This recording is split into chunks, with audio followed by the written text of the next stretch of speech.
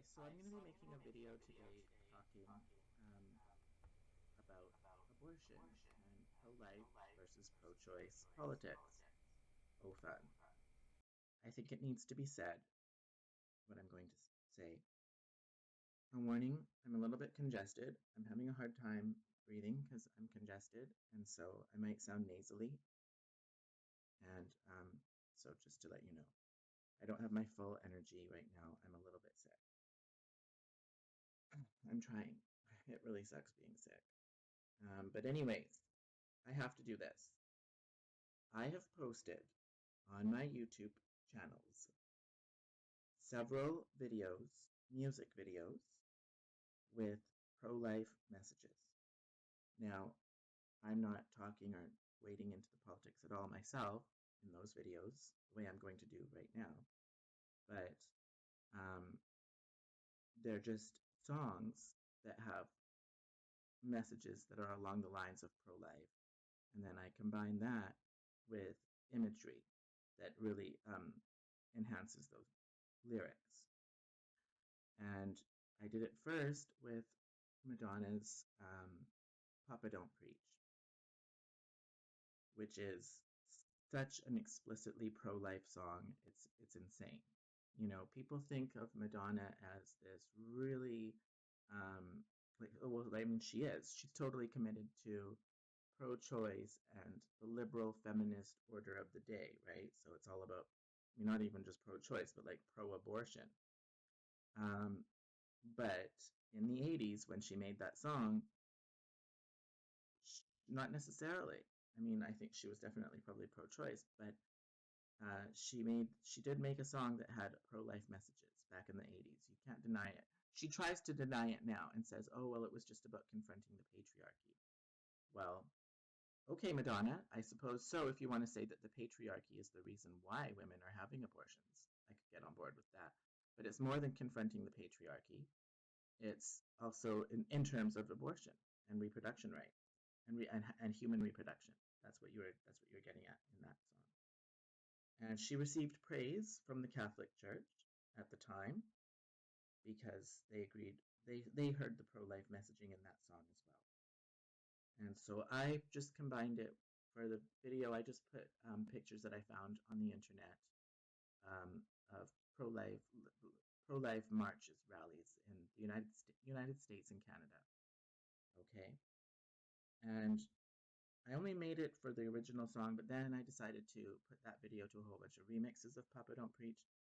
Then I decided, okay, let's do something even better, because you know what?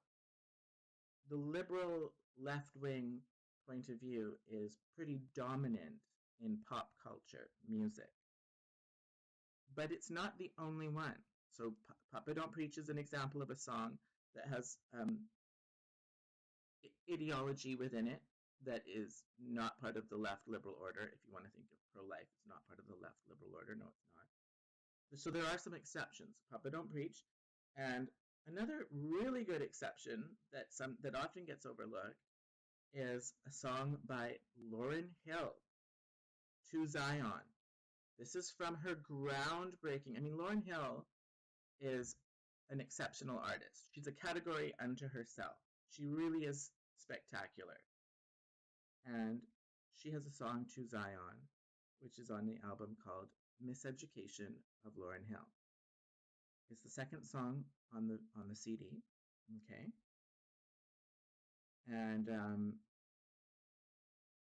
that song really goes through what I think we can call pro-life feminism. And it was through the course of doing these videos and looking up for images on the internet that I even found out that pro-life feminism is a thing. I mean, it was a thing before, but kind of got squashed. But it's made a comeback in recent years, and I think that's great. I could see that in the images. There's been several feminist rallies of feminists, people who mostly women, who identify as feminists, but they are pro-life. And we've been taught for the past 30, 40 years that that's a contradiction. No, it's not. And those feminists can explain it, and I'm going to do my best to explain it right now. I'm a a little bit sick and tired, and, you know, my brain isn't firing on all cylinders. I'm not at my best, but I'm going to try. So yeah, Lauryn Hill's To Zion does a really good job of representing feminist, pro-life feminism. I don't know if Lauryn Hill herself is pro-life, or if she identifies as a feminist even, or if she identifies as a pro-life feminist. I'm not going to get into that. It's not about her specifically, but that song that she's singing encapsulates the ideas that are behind pro-life feminism. And she certainly does talk about social justice in her music, so I wouldn't be surprised. Now, I just need to, so the thing is, you know, ever since I started posting these videos, it's been radio silent on my channels. No comments, no likes, no new subscribers. Like, I was going through a period of rapid growth on one of my channels. It all fell flat as soon as I started doing this.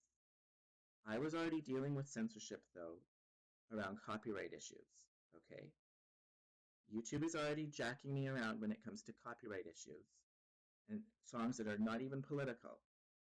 So the whole reason why I was doing music videos in the first place was to avoid the BS of censorship. They're going to give me BS over copyright issues and let other people have stuff, but just not let me. Then what's my incentive to leave politics out of it? There is no incentive. So I'm diving right in, okay? Diving right in. YouTube brought that on by acting like absolute fools when it comes to copyright. You know, just a little aside, you know, I'm not being allowed to have a Pretender song and a Madonna song on my YouTube channel for no reason. You know, everything is copyright, but they still allow it. And they still allow it. Those particular two songs are not being allowed on my channel. They're allowed on other people's channels just fine. Why am I being targeted? And why is it, like, I've never posted, like, an entire album. There are, like, you know, Madonna's new album, Finally Enough Love? Do you think I bought it? No. It's on YouTube for free. People post entire albums on YouTube and get away with it. I would think that would be a copyright violation. Yeah, the Finally Enough Love album it's like the entire album broken up into 2 videos is on YouTube. And that's where I get it from. If I need to get something from that album, do you think I'm going to pay for it? Yeah, right. So, so the thing is I don't even do that, but other people are allowed to post the entire album, and they get away with it. I can't even post a song. So here we go. I'm being political. Now, I just need to get this going on my phone. So yeah, it was one thing to have radio silence and be totally ignored. But then what's triggered this today is that somebody actually wrote under my Lauryn Hill To Zion pro-life feminist video that I put up last night. Someone wrote a comment saying thumbs down. So they want me to know that they disapprove of that video. They have nothing specific to say. I mean, there's a lot of substance there. What do you take issue with? What do you disagree with? Could you tell me what it is? No. They have nothing to say other than they want to voice their disapproval. Well, that's pretty weak sauce, but it does motivate me to get even stronger with this. So that's why I'm doing this. And I want to just watch the video to kind of trigger my discussions. There's so many different random things that I can say about it. So I'll just watch the video to get going in terms of what it is that I need to say. Yeah, the first feminists were pro-life. I don't know if I can see that. No, you can't. The first feminists were pro-life. That is true.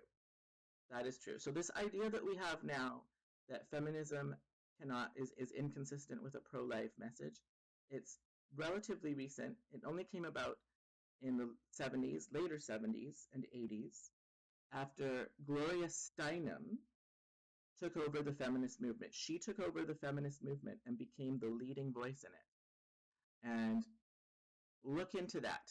I'm not going to go into all that history right now, but look up Gloria Steinem and look up what feminism was like before Gloria Steinem joined the scene, like in the 60s, women's liberation, it was called then. And then after, when Gloria Steinem joined the scene, she's the one who she rocketed past all these other high-profile feminists who had been doing a lot of great work. She got launched up to the top of the movement. She launched her Ms. magazine, and she made it into all about trying to make women into basically a recreation of men. Oh, if a man can do it, then a woman can too. Oh, a man can have a job, then a woman can too. A man can have a career outside the home, then a woman can too. That's what the movement became obsessed with. Okay? That is not what feminism was obsessed with before Gloria Steinem came along. It was actually about empowering women and liberating women as women, not, trying to create another group of men who have vaginas. No, it was about women as women having empowered lives. Big difference. And Gloria Steinem is shady as fuck. Her credentials, her university that she went to, her awards that she's won, very suspicious. I'm not going to get into all of that because I don't have the information at the top of my head, and it'll be distracting to get into it. But it's very quick to find out. You just do a quick Google, you look at her credentials. There's some, I can't remember what it is off the top of my head, there's some award that she won, some scholarship that she won, high prestigious scholarship. She's the only fucking person to ever get that scholarship in the history of the world. Okay? She's basically a CIA plant. That's what I'm insinuating here. Now I'm saying it. Yeah, I'm not the first one to say it. Other people have said it, and there's a lot of circumstantial evidence that points to that. I don't know if there's smoking gun evidence. I don't know that for sure, but there's smoking gun evidence. She certainly found a lot of success in the feminist movement and changed the gears of that movement and made it into something that is far more conflictual with men as well. So I actually think she's a fucking obnoxious piece of work. So, yeah. So before Gloria Steinem came along, pro-life was part of feminism. Why would that be? Well, you know what? Part of being a woman is getting pregnant and having babies. It's the natural condition. Women get pregnant. That's what happens to their bodies. Okay? And if we're going to accept women as women and empower women, truly empower women, then we need to create a world that is accommodating to pregnant women as well, because that's part of being a woman. Pregnant women and mothers need to be accommodated and accepted and supported. And that should be the goal, one of the prime goals of feminism. Abortion only came along as a top objective of the feminist movement, right? In as part of this context of Gloria Steinem saying, okay, well, we need to be working women, we need to be out in the business world, we need to basically living our lives like men, and this baby that now I'm pregnant with is getting in the way of that, so I need to have the option the choice to abort that baby, to kill that baby, so that I can carry on living my life trying to copy as a man would live his life. Yeah. How is that feminism, really? That's like trying to live like men, which I don't see how that is even feminism. No. Real feminism accepts women for who they are, that they are women. And part of being a woman is being pregnant for just about all women. Okay? And so that's what really should be accepted. Not trying to transform or reconfigure women so that now they can live the lives of men. That's a huge point. Let's go on. Yeah, I've got crazy neighbors, so you might hear them in this video. Abortion is the ultimate exploitation of women. So says an old school feminist from back in the day. Right. Because that child, that baby, that woman's body is being violated and exploited. How is this not something almost like rape?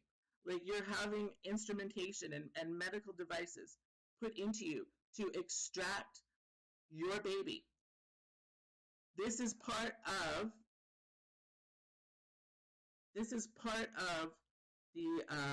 yeah, that is exploiting women. And then when you think about the fact that there's a whole industry that has developed that's around harvesting the byproducts of an abortion. So the body parts or the blood or whatever it is, I don't know exactly, but it does happen. Planned Parenthood has been caught on tape admitting to this. Okay.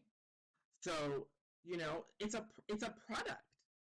These aborted fetuses are actually a product that are worth money. And they've got these women thinking that they need to have abortions so that they can live a life emulating a man's life. And so then they're signing up to have an abortion, but they're something from their body is now being used as a product. So that is absolutely the ultimate exploitation of women. Absolutely. I love this one. Our liberation cannot be bought with the blood of our children. Right. And these are children. These are children, these are babies, these are human lives, even if they're not born yet. It needs to be said. So, that's a part of feminism too. A big part of feminism and the women's movement in general is about nonviolence, right? And I'm totally nonviolent. It's about nonviolence, and it's about love and finding the loving way forward, as opposed to like violence, blood and gore. So abortion is totally not consistent with that. Abortion is a fundamentally violent act. You're killing a baby. So that's not consistent with feminism either. Going on. I'm just doing my best to try to tune out the insanity that goes on out here. Let's go on. Abortion is fake feminism. I agree. For some of the reasons that I've just been outlining. I love this one. Okay, you can't see it. Why am I showing you? Abortion is a symptom of women's oppression, not a solution to it. Right. It's a symptom of women's oppression. If women were not right, if the fact that we have this whole economy and this whole world that makes it so difficult for women, in particular young women, to live their lives as they would do naturally. So with being pregnant and with having babies, the fact that our social systems and our economic systems are incompatible with the natural state of what it is to be a woman, that is oppressing of women. Okay? And the fact that many women feel the need to have an abortion when they get pregnant because of their job or because of their career or because of finances or because of lack of housing, which is a big one. Women feel that they need to have an abortion because of these reasons. Well, if you wanted to really liberate women, you would address those issues, not just make it easier to have an abortion. Why don't we make it easier for a young woman to have a baby? Why not support that? Why not have it so that they do get money, that they do have the resources to look after their baby, that they do have housing, that they if they want to, they can go to a job and take the child there, have childcare on the site, whatever it may be, whatever it may look like. Why can't we design and devise social systems and economic systems that are actually supportive and complementary of the natural state of women and actually meet women's real needs? That would be addressing women's oppression, not have an abortion. So that's exactly what that's talking about. And yeah, there's something else I wanted to say about that. Right, and that actually lines up with a whole branch of feminism, which is called socialist feminism, which talks about the fact that, human reproduction and social reproduction is actually a need. It's a need. Like, we need it as a society. It's not just about women in their natural state. Oh, and let's accommodate their natural state We actually need this shit to happen. We need people to have babies in order to keep the human species going, in order to keep the economy going, in order so that there's going to be enough workers, in the next generation as time goes on. We need the species to reproduce itself. That actually serves a utilitarian function. So the socialist feminist argument would be that should be paid for. Right. So why don't we fucking pay women to have babies? Instead of making it a burden, why don't you pay them? And so that leads into all these politics around, the stigmatization of the welfare mom, which I'm totally against. My mom was on welfare. And she had 3 kids. I don't join in that. When people start saying, oh, well, she's on welfare and she's got tons of kids. Good, great, wonderful. She's reproducing this human species. She should be fucking paid for that. So, we need to get over that. And that doesn't mean necessarily it has to look like welfare moms. There's different ways to set it up, but that's one way. Let's go on.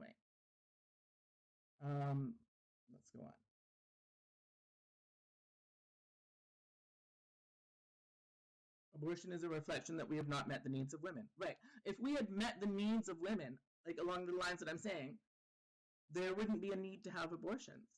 Because most women actually want to have kids. The women that I know, all of them in my life, they all want to have kids. They all want to be mothers. And the women that I know who are not mothers, except for one, are all really bent out of shape out of it. They're heartbroken. If they get into an older age and never have kids, they are upset about it, most of them. And so, again, women, for the most part, don't want to be men. And part of being a woman is getting pregnant and having babies. That's part of the condition of being a woman. And the other part is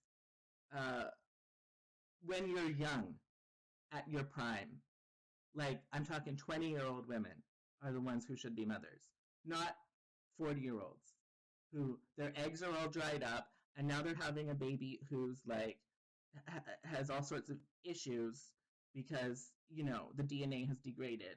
What is that doing to our human species, by the way? So, no, when you're at the age when you're supposed to reproduce, like around 20, that is when, for the most part, women should be having babies.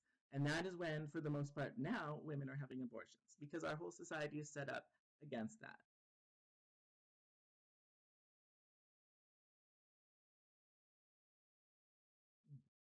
I've actually covered most of it. I love this. They're marching, and it says badass pro-life feminists. I mean, put me in that category. I don't like the word feminist. I used to identify as a feminist, then I stopped. But I still could be. I'm this kind, but if I'm a feminist, I'm this kind. I'm a badass pro-life feminist. Okay. Yeah, I said that. Okay. So, I guess I'm getting pretty close to wrapping this up. 23 minutes. Wow. Oh, a few words on Roe versus Wade. It's been really entertaining watching people in the United States lose their shit over Roe versus Wade. Roe versus Wade was a Supreme Court decision in the 70s that essentially made abortion a constitutional right for women. Reality check, Americans. There's no other fucking country on the planet Earth that ever had that. And every other country, the sky did not fall. I'm in Canada. There's never been Roe versus Wade in Canada. There's never been a constitutional right to have an abortion. Think about that. Of like a right, you consider that to be your enshrined right in the Constitution. Like, wouldn't there be more important other things that should be a right before the right to kill babies? Like, I don't know, maybe like, how about a right to housing? I'd like to see that as a constitutional right. A right to housing. A right to a decent standard of living. A right to a job, maybe not a good job, but a job of some kind that you can support yourself. Now, that would be the kind of thing that I would think should be a constitutional right way before the right to have an abortion. So it's fucking bizarre that that even would have become a constitutional right in the United States. As far as I know, there's no other country in the world that ever had to have a constitutional right to an abortion. And guess what? Abortions still happen in all these other countries, Canada, everywhere else, that doesn't have Roe versus Wade. They don't have to have it constitutionally enshrined, and it still fucking happens. So get a reality check, people. And the other thing is about that is that the arguments that were being used in the 70s around Roe versus Wade are out of date. And one of the biggest arguments, I don't know if it was used, so Roe versus Wade was a court case, but it was also a social cultural moment. And it led to the decriminalization of abortion around the world, even if there's no constitutional right in Canada. It was around that time in Canada, too, that any anti-abortion laws got repealed.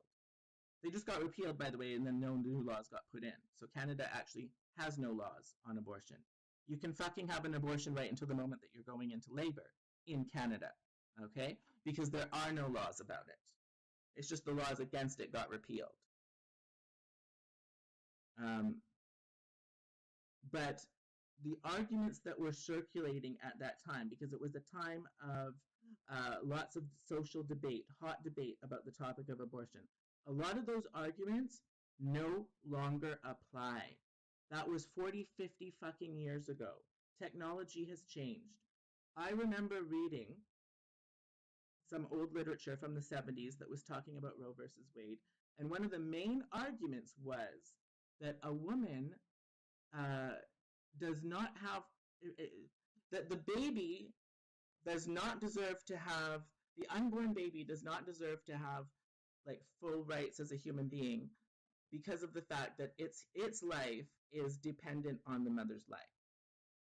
So because the baby is not capable of living separate from the unborn baby, the fetus, is not capable of living separate from its mother, the argument was that means it doesn't deserve to get all the full rights of a human being.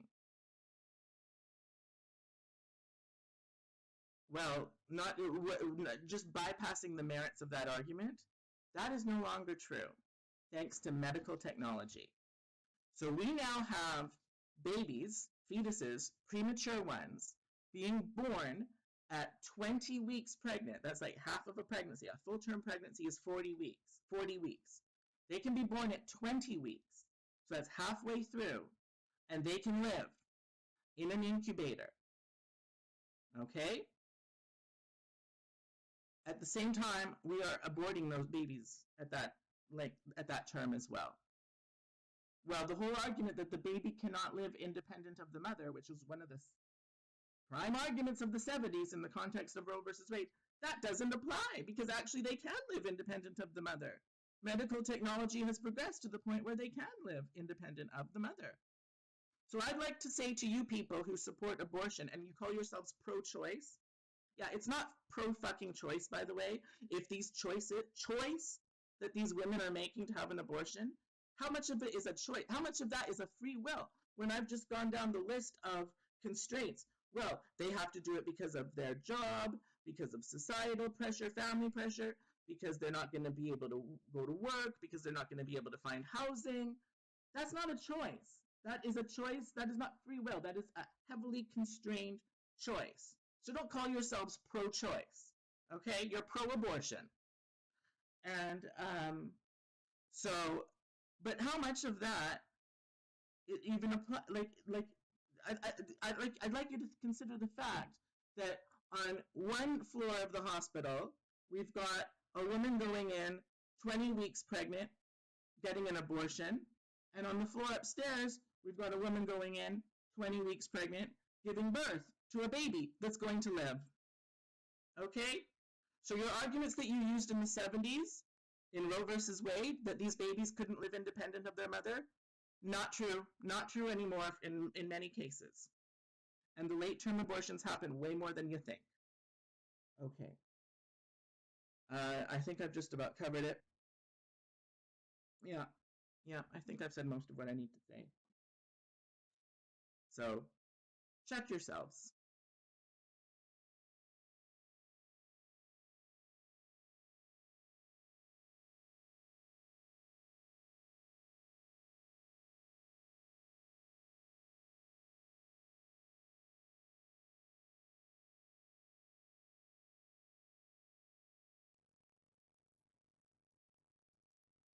Okay, so I need to be doing another video about abortion. Not really a fun subject, but it's coming up. And also, more generally speaking, I just want to, before I get into the dive right into the abortion issue, I just want to say, I really think we've as a society had a multi-decade conversation about Lauper's fundraiser for the for. Now, it's too difficult for me to be abusive, and I think the behavior needs to be called out. Um, but I'm not going to be going into that much more right now. You know, I want to talk about just one instance of abusive behavior from what I'm someone who I am assuming to be a woman. If I'm wrong, then I apologize. But I don't know. I'm trying. I don't know if you can see this, but there is a comment on my YouTube from someone named Zara She Notary Public saying, "You are idiotic." Now, it's too difficult for me to. I'm just going to read the rest. I'm not going to show you everything on the screen. But this comment is coming under a Cyndi Lauper video called Sally's Pigeons. Okay? Sally's Pigeons. Which is a song by Cyndi Lauper about abortion. It's about a young girl who gets pregnant from the boy next door and decides to have an abortion. And, okay.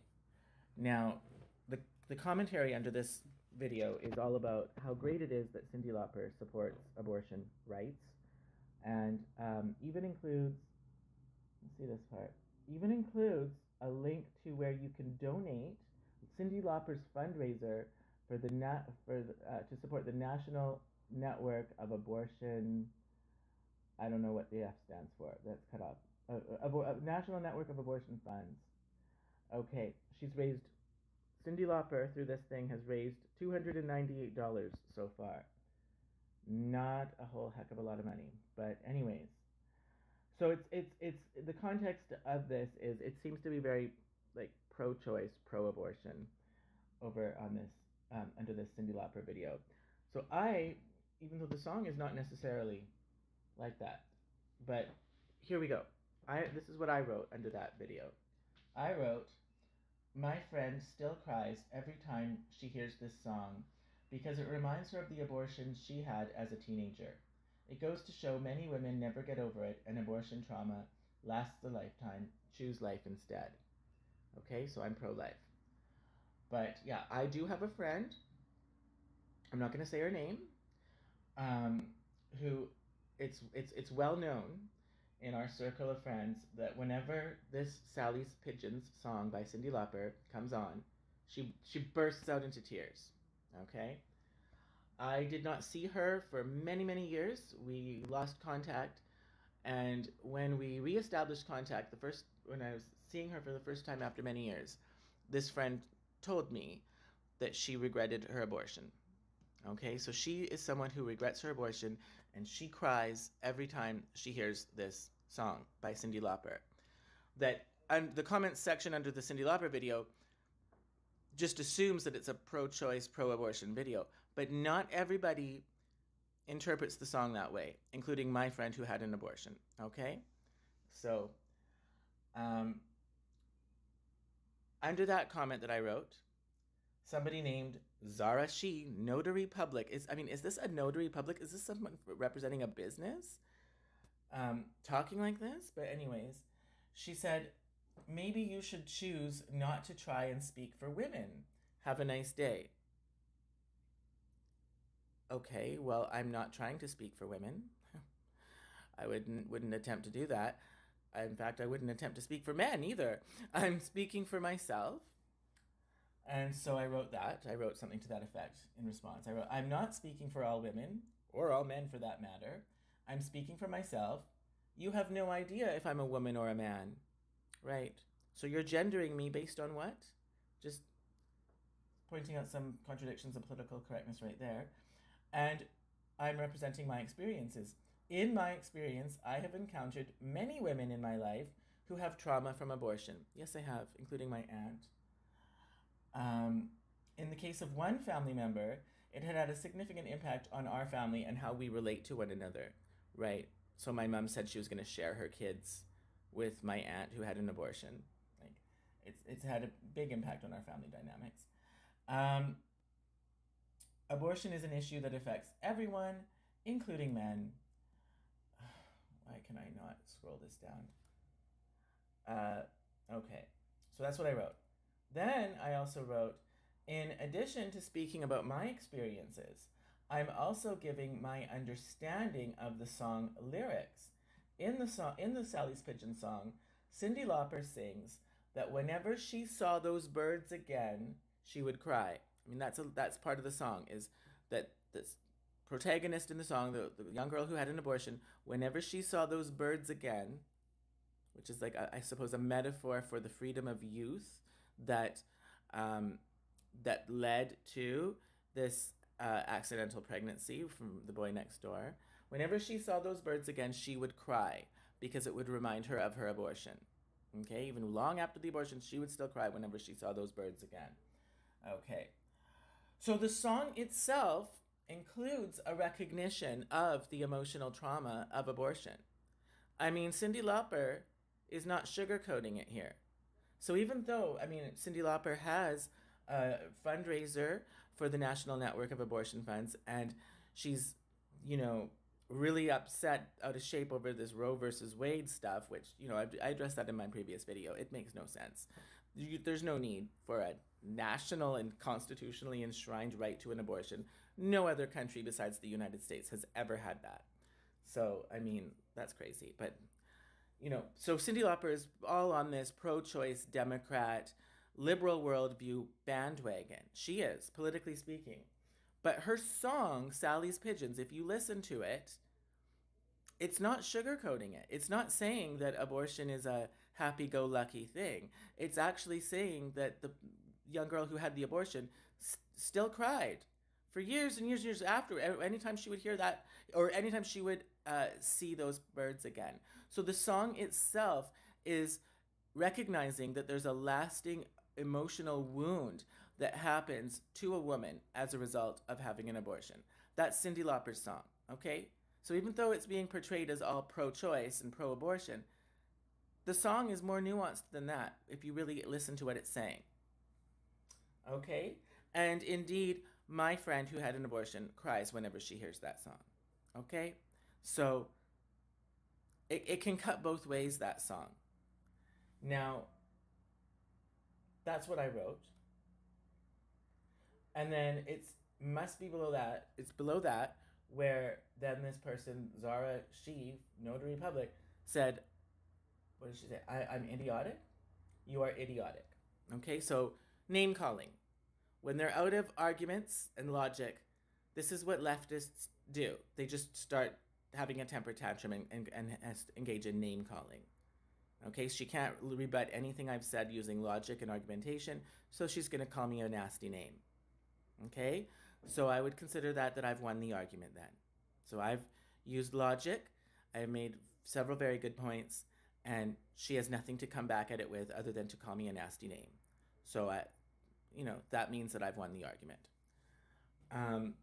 Now, the other thing is, I'm a little bit shocked that Cyndi Lauper is so much on this pro-choice, and I've, problematized that word in my previous video. I mean, how much of it is a choice when these choices are being made under such heavy constraints to do with finances that, it's very hard to have a baby. So, it's not really a free choice when you're being, you don't really have many other options in many cases, a lot of these women, because they feel that they have to have an abortion due to their career or their financial situation or their housing situation or pressure from their family or whatever it is. But anyways, Cyndi Lauper is like all on this pro-choice bandwagon, but Cyndi Lauper herself, I remember reading, I don't have it at my fingertips right now, but Cyndi Lauper herself had an abortion back in the 1980s. I think it was around the time that she was involved in the World Wrestling Federation. She used to do stuff for them. Um, she has, to some degree, expressed regret over having that abortion. Okay? Saying that she was kind of, I'm going on memory here, but saying that she was kind of corralled into it, kind of pushed into it a little bit because of the circumstances of her career. It wasn't really right timing for her career. It was shortly after she had become famous with her She's So Unusual, and she was needing to build up her career at that time.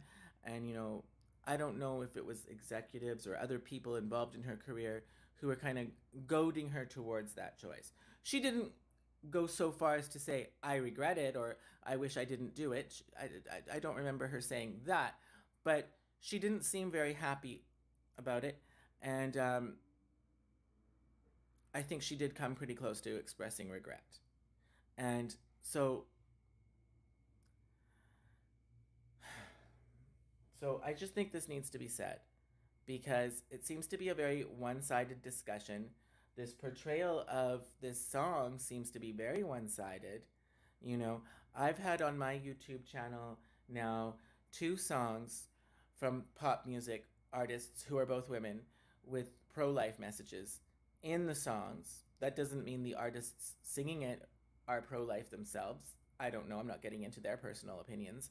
But the songs have pro life messaging. That is one by Lauryn Hill, To Zion, and then Madonna, Papa Don't Preach. And I have both of those songs on my channel with, highlighting the pro life content in those songs. So this song by Cyndi Lauper, Sally's Pigeons, is a candidate for that style of a video as well because it's not entirely sugarcoating it.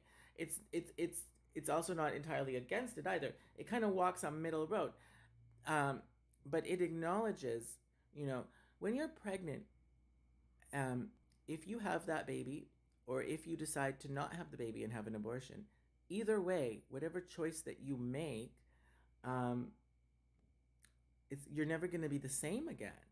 You can't erase what happened and go back in time.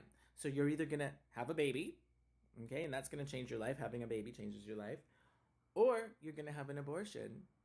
And in many, many cases, I can't say all cases, I don't know the percentages of how many percentage, but in many, many cases, even after you have that abortion, you're going to be a changed person. Your life is never going to be the same because now, for the rest of your life, you're going to have this negative emotional trauma as a result of that experience.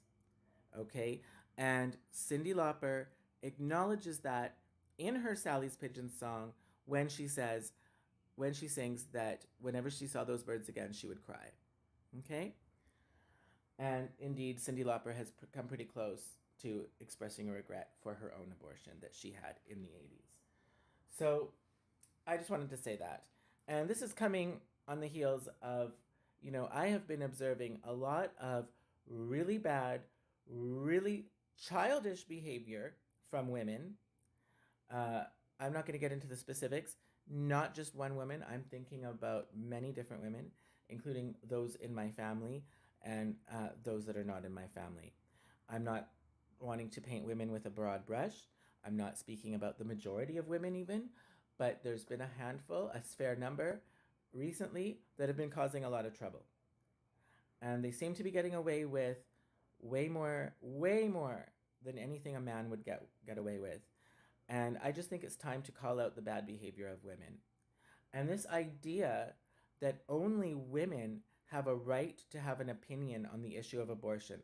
I think we need to call that out. So that's basically saying that men's opinions on this subject simply don't count as much as women's opinions. You know, I'm going to be pushing back against that. I think we need to start putting, calling out women a bit more. They're getting away with way too much. And the audacity to be able to think that your opinion counts for more than my opinion simply because of your genitalia, like, that is quite rude.